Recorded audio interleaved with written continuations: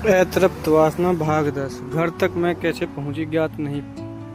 पैर गांव की ओर बढ़ नहीं रहे थे। बराबर पीछे मुड़ कर देखती लेती जैसे खजान पीछे आ रहा हो, मगर हर बार मर्ग मरीची का ही हाथ लगती। खजान के लिए मैं बेचैन थी। छोटी सी आहट भी मुझे खजान के आने का भरम देकर निकल जाती। आहट की तरफ मेरी नजरें भी घूमती। नतीजा वही ढाक के 3 पाल। हृदय में खजान का प्यार उमड़ रहा था। हर अंगड़ाई पर खजान की याद आ जाती, मगर खजान नहीं आता। वह तो अपने खेत में पानी लगा रहा था। डगर डगर चलते चलते कभी इस पगडंडी पर कभी उस पगडंडी पर मैं जैसे तैसे घर तो पहुंच गई, मगर घर में भी मेरा मन नहीं लग रहा था। घर के काम भी कर रही थी, मगर मन खजान के पास ही था। इंजन पर ताऊ न मिलते तो मैं अभी तक चुनरी के दाग ही धो रही होती, मगर क्या करूं, इंजन पर तो ताऊ बैठे थे। मुझे खजान को छोड़कर आना पड़ा। खजान भी मजबूर होगा, नहीं तो मुझे देखते ही खेत से भाग आता। सुमित्रा देवी के मन में तरह तरह के प्रश्न उठ रहे थे। जैसे तैसे दोपहर से शाम तक समय गुजरा। खजान की यादें उन्हें बेचैन कर रही थी। सुमित्रा देवी का यौवन खजान के लिए बेचैन हो रहा था। यौवन की अंगड़ाइयां खजान का इंतजार कर रही थी।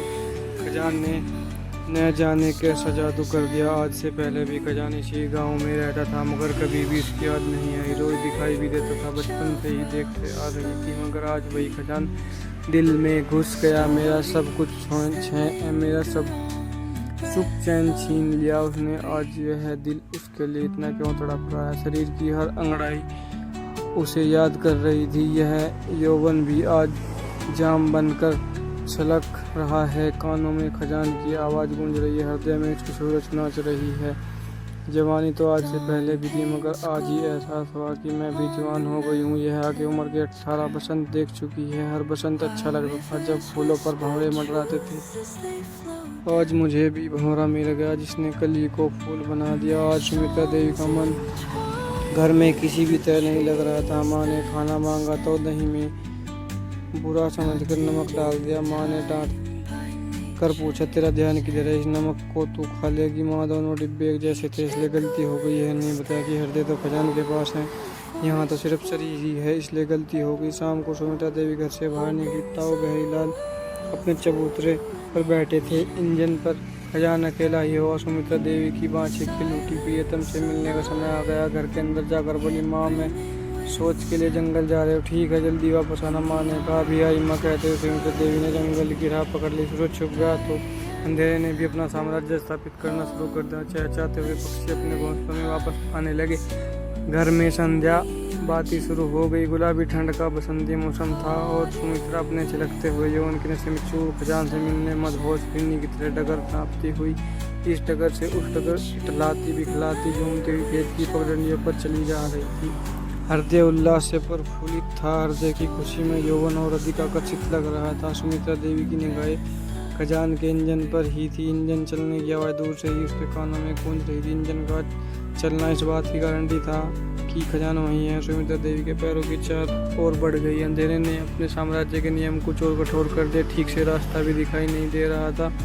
सुमित्रा तो प्रतिदिन उन्हीं पगडंडियों पर घूमती थी, इसलिए अंधेरा भी उसका रास्ता न रोक सका। सुमित्रा के कदम अंधेरे को चीरते हुए खजान की ओर बढ़ रहे थे। लगभग एक खेत पहले ही सुमित्रा को आभास हुआ जैसे इंजन की झोपड़ी में कोई घुसा है। अंधेरे के कारण यह बात तो नहीं कि झोपड़ी में कौन घुसा है, शायद खजान ही हो। सुमित्रा के कदमों की चाल और बढ़ गई। वह लपक कर झोपड़ी के पास पहुंची। तभी इंजन बंद करके खजान झोपड़ी से बाहर निकला। कौन? सुमित्रा। हाँ, इंजन क्यों बंद कर दिया? सुमित्रा ने खजान से पूछा। अंधेरे के कारण खेत में पानी दिखाई नहीं दे रहा था। थोड़ा सा खेत बचा है, कल सुबह भर दूंगा। मगर तू इस समय क्या कपड़े धोने आई है?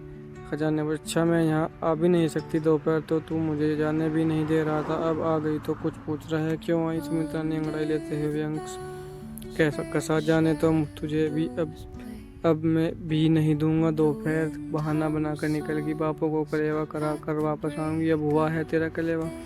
खजान ने सुमित्रा को अपने आलिंगन में करते हुए कहा, मैं तो दोपहर में आई थी, यहाँ ताऊ बैठे थे, तू खेत में फावड़ा चला रहा था, देख कर वापस हो गई। सुमित्रा ने कहा, हाँ बापू घूमने चले आए थे, तू इधर खेत की तरफ ही आ जाती, वापस क्यों चली गई? खजान ने पूछा।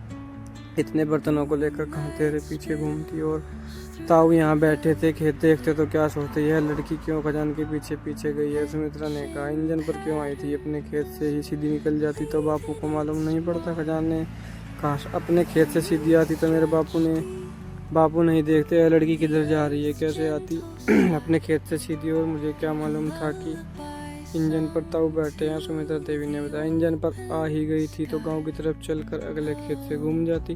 चारों तरफ सरसों की फसल खड़ी है, तुझे कौन देखता। खजान ने कहा, तेरा खेत तो खाली था, वहाँ तो दिखाई देती, उन बर्तनों को वहाँ रखती। सुमित्रा देवी ने अंगड़ाई लेते हुए अपने दोनों हाथ खजान की पीठ पर पहुंचा दे। अरे बावरी, छुपने के लिए चारों तरफ सरसों की फसल खड़ी थी, तू बस इशारा कर देती, मैं वहीं आ जाता। कहते हुए खजान ने सुमित्रा को जकड़कर उसके कपोलों पर चुम्बनों की बरसात शुरू कर दी। शेष अगले भाग में।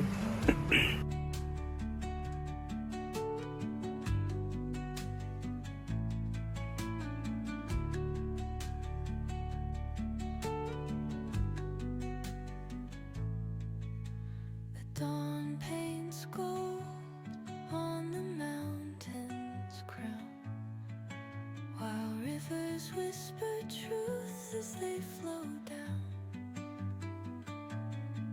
and their songs entwine with the trees that stand, knotted in time by nature's hand. Each echoing step on the forest floor opens a world through an ancient door. The silence alive, yet brimming with sound, in the arms of sorrow.